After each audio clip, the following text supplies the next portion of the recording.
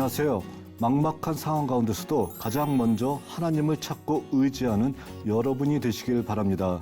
쉽고도 정확하게 알차고 재미있게 하나님의 말씀을 가슴 깊이 새기는 시간, 소문난 성경교실의 오택현 교수입니다.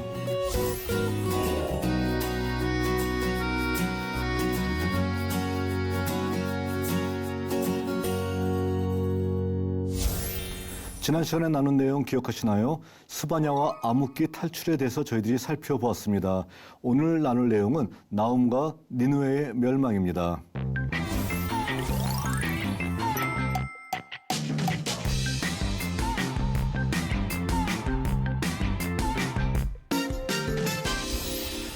소예언서를 이야기하다 오늘은 나훔과 니느웨의 멸망에 대해서 살펴보도록 하겠습니다. 나훔이라고 하는 선지자는 오로지 하나의 예언만 했습니다. 어떤 것이냐면은 니느웨가 멸망할 것이다. 또 니느웨가 멸망한 상황을 바라보면서 니느웨가 드디어 멸망했다. 기쁘다라는 어떤 그런 니느웨의 멸망에 대한 예언만을 했던 것이죠. 자, 그러니까 다른 어떤 예언자들보다 예언의 메시지가 상당히 단순합니다. 단순하고 그리고 또한 니느웨의 멸망에 대해서만 얘기했기 때문에 뭐 니느웨가 회복한다라는 희망의 메시지도 없고요. 또한 여기에 대해서 또 다른 어떤 심판의 메시지를 대응하는 희망의 메시지가 나타나지 않기 때문에 여러분들이 봤었을 때 아마도 많은 어떤 그 성도들은 이 나훔서의 메시지가 주일 오전 예배의 말씀으로서 설교의 본문으로서 쓰여진 경우를 거의 아마 듣지 못하시지 않을까 생각을 합니다. 자, 나훔 선지자는 언제 말씀을 쳤냐면 주전 612년경에 말씀을 쳤습니다. 주전 612년은 어느 상황이냐면은 니느웨가 바벨론 사람들에 의해서 멸망했을 때가 바로 주전 612년경이라고 얘기할 수 있습니다. 자, 그러니까 612년에 바벨론의 침략으로 말미암아서 아시리아의 수도였었던 니느웨가 멸망한 것을 바라보면서 드디어 니느웨가 멸망했구나라는 메시지를 외쳤던 선지자가 바로 나훔 선지자입니다. 그러니까 612년이라고 하는 시간이 굉장히 중요한 어떤 시간이라고 얘기할 수 있을 것입니다. 자, 그리고 그가 어디서 메시지를 외쳤는지에 대해서는 아무런 그런 근거가 나와 있지 않습니다. 그리고 단지 하나의 어떤 그런 자기의 배경으로서 나는 엘고스 사람이다라고 얘기하고 있어요. 근데 이 엘고스도 어디인지에 대해서 학자들 사이에 엘고스가 바로 여기다라고 한마디로 통일된 의견이 나오지 않을 정도로 엘고스도 어디 있는지 잘 모르겠습니다. 자, 그렇기 때문에 나훔 선지자는 612년경에 활동했다라는 것은 정확하게 나타나지만 어디서 활동했는지에 대해서는 잘 모르는 자기 어떤 정보를 알리는데 좀 약간 애매모호하게 정보를 알렸기 때문에 우리가 정확한 정보를 모르는 어떤 예언자라고 얘기할 수 있습니다. 자, 그렇지만 그가 예언했던 내용은 명확합니다. 무엇을 외쳤냐면 니느웨에 대한 심판의 메시지를 외쳤습니다. 니느웨는 아시리아의 수도이잖아요. 그러니까 니느웨의 심판을 외치는 것은 아시리아의 멸망과 아시리아의 심판을 무엇보다도 기대한다라는 그런 메시지겠죠. 자, 그러니까 니느웨에 대한 심판을 외쳤었고요. 어떻게 메시지를 외쳤었냐면은 역사의 주관자 하나님의 심판으로 말미암아 니느웨가 멸망한다라는 겁니다. 자, 다른 더 커다란 존재가 와서 니느웨를 멸망시킨다라고 하게 되면 아무 의미 없어요. 오로지 누가 심판을 하냐면은 여호와 하나님께서 니느웨를 심판하심을 통해서 그들이 멸망한다라는 메시지를 통해서 여호와 하나님의 역사의 주관 아래 아시리아도 니느웨도 놓여져 있음을 강력하게 선포하는 메시지를 외쳤던 선지자라고 얘기할 수 있습니다. 바로 니느웨 성입니다. 니느웨 성은 티그리스 강변에 위치하고 있고요. 아시리아의 수도였던 장소입니다. 자, 아시리아의 수도이니까 그 밑에 여러 가지 아시리아의 유적들이 남아 있을 것입니다. 자, 우리나라와 같은 어떤 곳에서 이런 유적들을 발견되기 쉽지 않아요. 우리는 뭐냐면은 우리는 그냥 딱딱한 땅에 집을 짓기 때문에 대개 외적들이 쳐들어오게 되면 여기를 다 허물어 버려요. 허물어 버리기 때문에 이런 원형 그대로 유적이 발견되기는 쉽지 않습니다. 근데 사막 근처에 있는 곳은 어떻게 될까요? 그 도시가 멸망하게 되면은 사람이 안 사는 곳에서는 금방 모래에 뒤덮이게 되는 거예요. 그리고 모래 밑에서 수천 년을 있기 때문에 자, 다행히 그곳이 발견되게 되면은 원형 그대로 모든 어떤 유적들이 발견되는 경우가 많이 있는데 바로 니느웨 성도 거의 원형 그대로 발견되었던 경우라고 얘기할 수 있습니다. 자, 이 612년경은 어떤 경이냐면은 요시야 당시입니다. 자, 요시야는 640년부터 609년까지 왕위에 있었던 사람이고요. 그리고 요시야가 종교 개혁을 단행했을 때는 622년이에요. 그러니까 622년부터 609년 사이에 있었던 해가 612년이잖아요. 그러니까 바로 이 당시에 나홈의 입장에서는 요시야가 다스리고 있는 유다에 대해서는 별다른 어떤 예언의 메시지를 할 이유가 없습니다. 왜냐하면 잘하고 있기 때문에.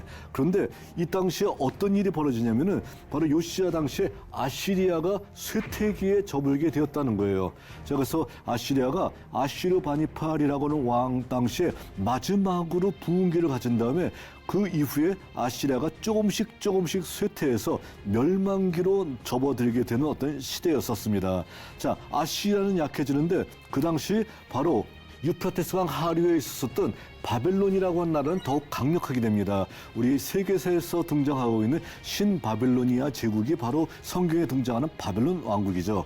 자, 그래서 이 바벨론은 더욱더 강성하게 됩니다. 자, 그러니까 나라가 강성하게 되니까 뭐 하나의 하늘 아래 두 개의 태양이 있을 수 없었잖아요. 자, 그러니까 바벨론이 아시리아로 침략을 하게 됩니다. 아시리아로 침략을 하게 되고, 그리고 612년에는 아시리아의 수도였었던 니느웨를 함락시키는 사건이 벌어지게 됩니다.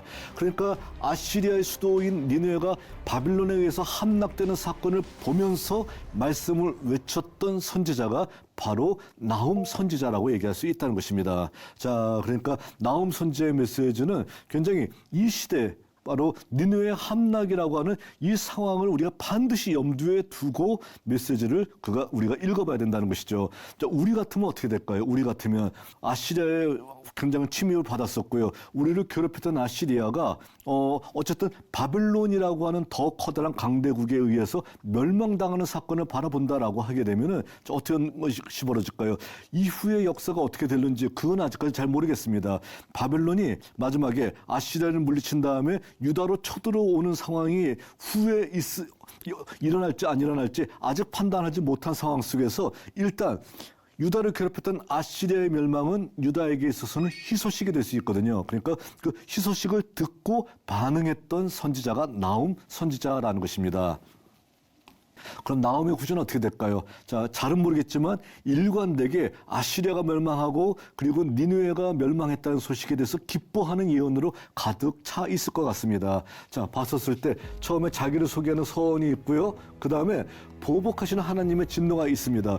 자, 보복하는 건 뭐냐면은 유다를 여태까지 괴롭혔던 아시리아에 대해서 하나님께서 진노하시고 그들을 반드시 심판으로 응징하실 것이다 라는 메시지가 나와 있다는 것입니다. 자, 그리고 바로 그 이후에 아시리아에 대한 심판의 말씀이 등장합니다. 자, 당연히 유다를 괴롭혔었고 하나님께서 그들을 사용하셨는데 그들이 자기의 어떤 주제를 파악하지 못하고 어떡합니까? 그 자기의 상황을 전혀 알지 못한 상황 속에서 오히려 하나님의 백성을 더 무섭게 괴롭히려고 하는 이 아시리아의 모습은 심판받아 마땅하잖아요. 그러니까 그들은 심판당할 것이다 얘기합니다. 그리고 이제 얘기하는 것이 뭐냐면 니느웨의 모든 영광은 끝났다 강조하고 있습니다. 그리고 마침내 니느웨의 멸망 소식이 전해지자 니느웨에 대해서 조가를 부릅니다. 그러니까 이 조가를 부르는 것은 뭐냐면 조롱을 하는 것이겠죠. 너희들 꼴 좋다. 너희들이 이제 다 끝장났구나 하면서 그들을 향해서 마지막 조가를 부르면서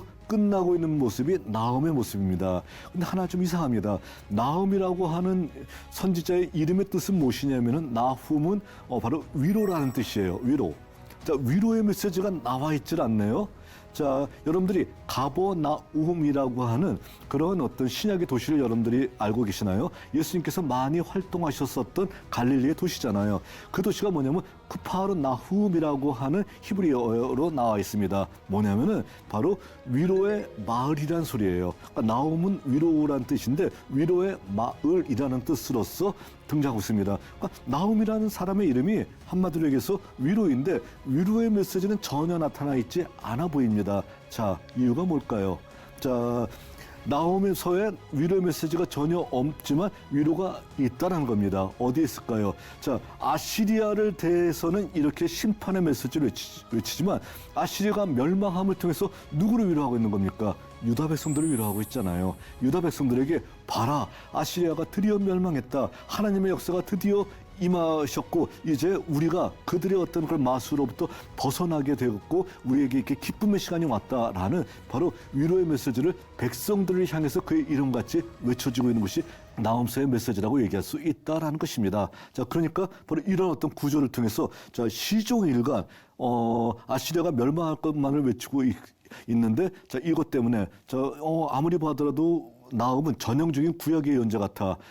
왜냐하면 심판의 메시지만 중구장창 외치고 있지 위로와 희망의 메시지, 사랑을 전하는 메시지는 없다라고 얘기한다라고 얘기하게 되면 구약 성경을 정말 잘못 이해한 해석이라고 얘기할 수 있다는 것입니다. 위로를 합니다. 누구한테 하나요? 유다 백성들에게 하고 있다는 겁니다. 봐라, 아시리아가 멸망했다. 우리가 이제 힘내서 일어날 수 있지 않니? 라는 메시지를 전하고 있다는 것입니다.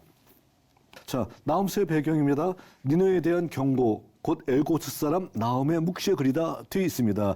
자, 니느웨에 대해서 경고를 하고 있습니다. 그러니까 한마디로 나홈의 메시지는 아시리아 수도 니느웨의 멸망에 대해서 처음부터 끝까지 일관되게 메시지를 외치고 있는 그런 특징이 있습니다. 자, 그리고 엘고스는 어디인지 잘 모르겠습니다. 자, 그런 어떤 나홈의 묵시의 글, 자, 위로라고 하는 이름의 뜻을 가진 묵시의 글이 등장하고 있고요. 니느웨를 향해서 아시리아를 향해서는 무서운 심판의 메시지와 조가를 지으면서 그들을 조롱하고 있지만 유다 백성들을 향해서는 정말 아름다운 위로를 해주고 있는 메시지가 등장하고 있다는 것입니다. 자, 현재 상황, 나홈 당시 상황이 어떻게 됐는지를 우리가 살펴볼 필요가 있다는 것입니다. 자, 아시리아라고 하는 제국이 있습니다. 바로 여기 위치하고 있죠. 아시리아라는 제국은 자, 어디에 위치하고 있냐면 메소포타미아에서 강력한 제국으로서 한마디로 여기서 300~400년 동안 최고의 강대국 자리를 놓치지 않았었던 대제국입니다. 자, 워낙 큰 제국이니까 메소포타미아라는 소리가 뭐냐면 강과 강 사이에 있는 지역이라는 소리잖아요. 그러니까 그 강과 강은 어느 강이냐면은 유프라테스 강과 티그리스 강을 얘기하고 있습니다. 자, 유프라테스 강이 이렇게 흐르고 있고요. 티그리스 강이 이렇게 흐르고 있습니다. 그러니까 바로 이들의 어떤 이 강대국은 어떻게 하냐면은 유프라테스 강을 다스릴 수 있는 도시가 하나 있어야 되고요. 티그리스 강을 다스릴 수 있는 도시가 있어야 된다라는 겁니다. 이랬을 때 바로 이곳 니느웨라고 하는 장소, 티그리스 강에 있는 니느웨가 바로 아시리아의 수도였었고요. 그리고 또 유프라테스 강에 있는 하란이라는 장소, 우리가 잘 알고 있는 아브라함의 제2의 고향이라고 할 수 있는 하란이라고 하는 장소가 바로 제2의 수도였었다는 겁니다. 그러니까 티그리스 강의 니느웨가 수도, 그리고 유프라테스 강의 하란이 제2의 수도입니다. 이렇게 돼 있는 상황에서 자, 밑에 바빌론이라고 하는 나라가 627년부터 시작해서 나보폴라살 왕을 중심으로 해서 강력한 나라로 성장하게 되고요. 확장, 팽창 정책을 하게 됩니다.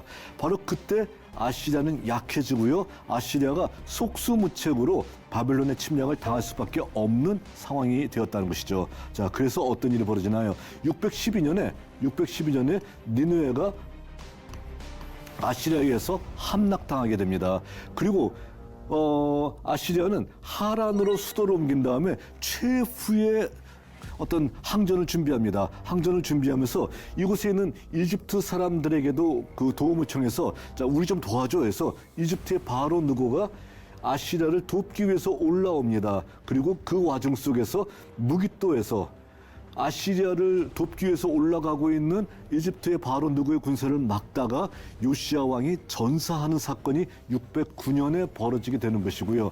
609년에 이집트와 아시리아의 연합군과 바벨론이 바로 이 하란에서 최후의 격전을 벌이게 되고 그 전쟁에서 바벨론이 승리하게 됨을 통해서 아시리아가 역사의 뒤편으로 사라져버리는 이런 역사가 나타나게 되었다는 것입니다. 자, 그런 상황 속에서 우리 선지자 나홈의 메시지는 어느 상황이냐면은 바로 609년까지는 아직 가지 않았습니다.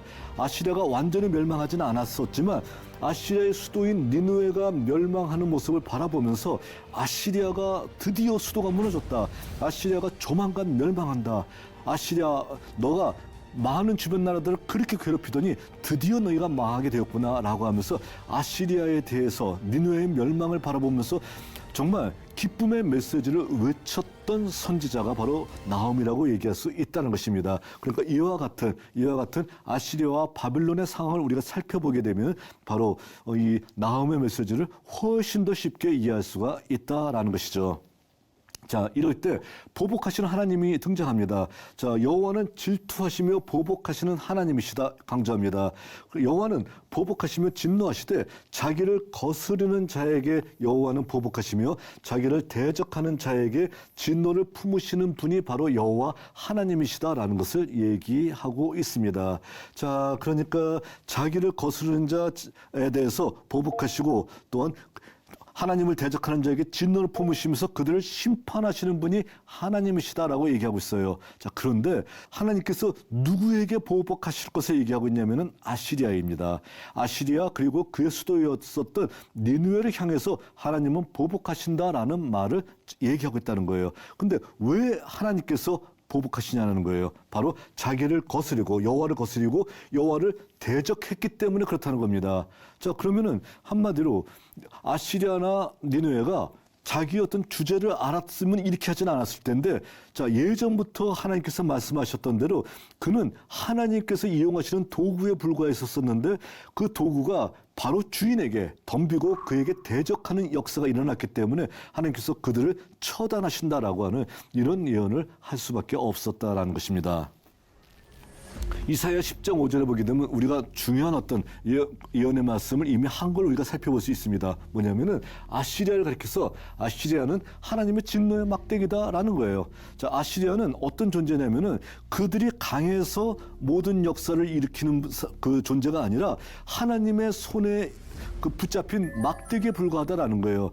자, 막대기가 중요합니까? 그것을 다루는 사람이 중요합니까? 다루는 사람이 중요하잖아요. 그런데 하나님께서 그들을 도구로 사용하셔서 열방들을 심판하는 도구로서 사용하셨을 따름인데 막대기로서 사용하셨는데 그 막대기가 마치 주인인 양 행세를 한다면 어떻게 될까요? 막대기를 부러뜨릴 수밖에 없지 않냐라는 거예요. 바로 이것을 하나님께서 강조합니다. 너희들은 자기 위치를 모르고 있는, 한마디로 얘기해서 막대기와 같은 존재이다라는 것을 하나님께서 말씀하십니다. 그리고 그들의 헛된 계획은 다 실패할 수밖에 없다라는 것을 시편 2편을 통해서 말씀하십니다.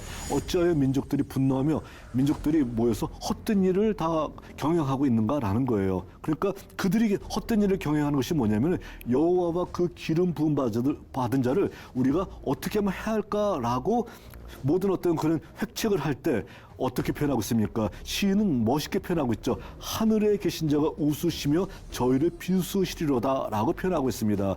그때의 진노를 바라면서 내가 나의 왕을 시온에 세웠는데 너희가 어딜 감히 그 왕을 해하려고 하느냐라고 얘기하면서 하나님께서 모든 어떤 진노를 열방에게 품어내고 있는 모습을 우리에게 보여주고 있습니다. 그러니까 그들의 헛된 계획은 실패할 수밖에 없다.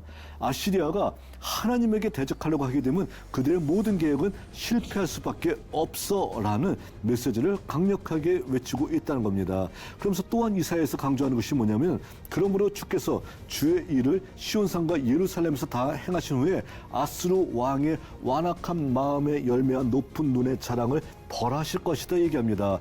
하나님의 손에 쓰임받는 존재에 불과했던 아시리아가 이와 같이 하나님의 위치에 서려고 한다라고 하게 되면 그들은 멸망당할 수밖에 없다. 그들은 반드시 망할 수밖에 없음을 강력하게 얘기하고 있는 메시지가 이미 이전 선지자나 시인의 기록에 의해서 나타나 있다는 겁니다. 그런데 아시리아가 이런 것을 깨닫지 못하고 정말 하나님을 두려워하지 않고 열방을 제패하는 것이 다 자기의 힘으로써 제패한 것이냐 그렇게 생각했기 때문에 하나님께서는 이제 그의 진노의 막대기를 인 아시리아를 꺾어버리고 그들을 심판할 준비를 하고 계심을 나홈 선지자를 통해서 알려주고 있는 것입니다. 그런 상황 속에서 바벨론의 아시리아 침략 부분을 우리가 조금 더 살펴보게 되면 나보폴라살 왕 느부갓네살의 아버지예요. 자, 당시에 아시리아 니느웨를 침략하여서 함락시킵니다. 이 당시의 역사가 612년의 역사입니다. 자, 그리고 아시리아가 제2의 도시인 하란으로 수도를 옮겨서 최후의 항전을 준비합니다. 이집트의 바로 느고 2세에게 도움을 청합니다. 그리고 다시 이 느고이사가 도로 올라올 때 요시야가 마검을 통해서 요시야가 죽게 되고요. 또한 그들이 연합을 해서 싸우지만 609년도에 하란이 함락됨을 통해서 아시리아의 역사는 한마디로 역사의 뒤안길로 사라져 버리게 되는 상황이 나타나게 됩니다. 자, 이런 상황 속에서 나훔은 아시리아의 수도 니느웨가 멸망했다는 소식을 듣고 그들을 향한 조롱의 노래를 부르고 있다는 겁니다. 자, 지금 현재는 아시리아가 어떻게든 멸망하길 바라고 있었는데 아시리아가 멸망했다는 거예요. 그러니까 어떻게 됩니까? 너무 기뻐요. 그래서 2장 6절 7절에 보니까 강들이 수문을 열리고 왕국이 소멸되며 정한 대로 왕후가 벌거벗은 몸으로 끌려간다는 거예요. 벌거벗은 몸으로 끌려가는 것은 포로가 됐다는 것을 의미하고 있습니다. 포로는 옷 입히지 않고 다 벌거벗긴 다음에 걸어가게 하거든요. 자, 이런 일이 일어나고요. 그 모든 시녀들이 가슴을 치며 비둘기같이 슬피 우는도다 얘기하면서 자, 이와 같이 아시리아에 대한 하나님의 심판이 가까이 임했고 마침내 니느웨가 멸망했다라고 하는 조롱의 노래를 부르고 있습니다. 그러면서 그들을 향해서 조롱을 담은 조가를 부르고 있는데 나훔 3장 18절에서 19절에 보면은 아수르 왕이여 내 목자가 자고 내 귀족은 누워쉬며 내 백성은 산들에 흩어지나 그들을 모을 사람이 없도다.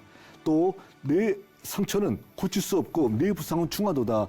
네 소식을 듣는 자가 다 너를 보고 손뼉을 치나니 이는 그들이 항상 내게 행패를 당하였음이 아니더냐 하시더라 얘기하고 있습니다. 아시리아가 멸망한 소식을 듣고 모두가 다 박수를 치면서 기뻐하고 있어요. 만세 하면서 좋아하고 있다는 겁니다. 자, 너는 한마디로 내 주변에 너의 편을 하나도 마련하지 못했고 내가 망하는 것을 보고 안타까워하는 사람이 하나도 없다. 이게 어찌 된 일이냐. 너희들 꼴 좋게 망했다라는 메시지를 통해서 마지막 조롱의 조과를 부르면서 선지서의 메시지가 끝나고 있다는 겁니다. 자, 그러면 좀 이상해요. 우리는요.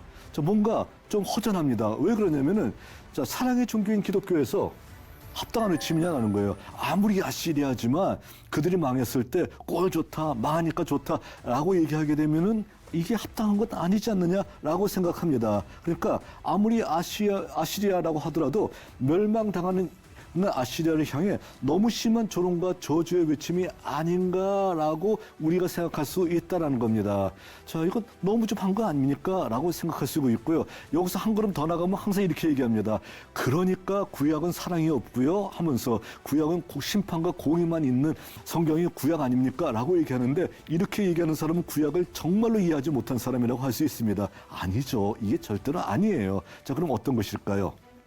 나훔의 정황을 우리는 누구보다도 정확하게 이해할 수가 있습니다. 자, 그리고 나훔의 역사를 우리는 정확하게 공유하고 있어요. 뭐냐면은 바로 일제 강점기로부터 해방의 기쁨. 이거는 정확한 나훔의 정황입니다. 자, 어떻게 볼 수 있나요? 일제 강점기 동안 많은 기독교인들이 조국의 광복을 위해서 일본에 대항하면서 싸웠습니다. 그랬을 때 그들이 히로시마와 나가사키의 원자 폭탄이 떨어졌다는 소식을 들었을 때 어떻게 반응했겠습니까? 아, 많은 사람이 죽었구나, 슬프다 이렇게 반응했겠나요? 와, 우리가 해방될 수 있겠구나 생각하고 또한 야, 우리가 이제는 드디어 그 오랜 시간 동안에 36년 동안의 일제 강점기로부터 벗어나서 우리가 드디어 해방이 되겠구나 라고 하면서 희망의 메시지를 외치는 이런 상황이 되지 않을까요? 자, 그 상황 속에서 자, 한마디로 많은 어떤 일본 사람들이 히로시마 나가사키에서 죽었을 텐데 슬프다, 너무도 슬프고 우리가 하나도 기쁘지 않다라고 얘기할 사람이 있었겠느냐라는 거예요. 자, 하나를 더하게 되면 바로 이거예요. 자, 조국이 그리고 마침내 일제 시대 때 우리가 해방의 기쁨을 누린다고 하게 되면 이들의 표정을 한번 보시기 바랍니다. 가식적인 표정이 없잖아요. 정말 기쁘고 정말 한마디로 만세 부르면서 대한독립 만세를 부르면서 모두가 다 거리로 뛰쳐나왔던 이런 상황이 바로 우리의 해방의 정황인데 이 상황이 바로 나훔이 느끼는 바로 그 감정이라는 것입니다.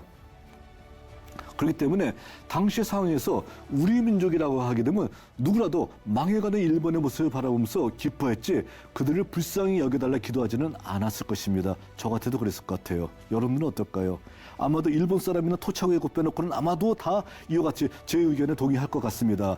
마찬가지로 선지자 나훔도 니느웨가 함락됐다는 소식을 들었을 때 우리가 조국 광복을 알리는 소리에 모두 벅찬 감격을 가지고 거리로 뛰어나왔듯이 아시리아를 조롱하며 가슴속 깊이 숨겼던 말씀들을 선포하고 있는 것이 바로 나움의 메시지라고 얘기할 수 있다는 것입니다. 기쁜 거예요. 정말로 하나님 앞에 감사한 것이 바로 그의 예언 속에 나타나고 있다는 것입니다. 자, 그렇기 때문에 결론적으로 봤었을 때 나움 선지자는 유다를 괴롭혔던 아시리아의 멸망의 소식을 누구보다 기다렸고 멸망을 접하자 복창 간격의 메시지를 선포하고 있다라고 볼 수 있습니다. 자, 그러니까 이유는 어떻게 될까요? 우리 광복절의 정황과 정확하게 일치하고 있다라고 얘기할 수 있습니다. 자, 그렇기 때문에 저희들 예배의 어떤 그 순서에 보게 되면은 광복절 기념 예배가 저희들 그 예배 순서 안에 반드시 있습니다. 그랬을 때 광복절 기념 예배를 드린다라고 하게 되면은 나움서를 본문으로 선택한다라고 하게 되면 아마 가장 적절한 본문이 되지 않을까 생각합니다. 여러분들한테 광복절 기념 예배 본문으로서 나움서를 추천합니다. 정확하게 우리의 정황과 일치하고 있다라는 것입니다. 오늘은 여기까지 살펴보도록 하겠습니다.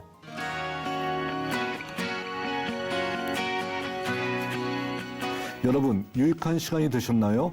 오늘 수업은 유튜브를 통해 다시 볼 수 있습니다. 언제나 말씀의 다스림을 받는 여러분이 되시기를 바랍니다. 다음 시간에는 하박국과 하나님의 정당하심에 대해서 저희들이 살펴보도록 하겠습니다. 오늘도 승리하는 하루 되시길 바랍니다. 다음 시간에 뵙겠습니다.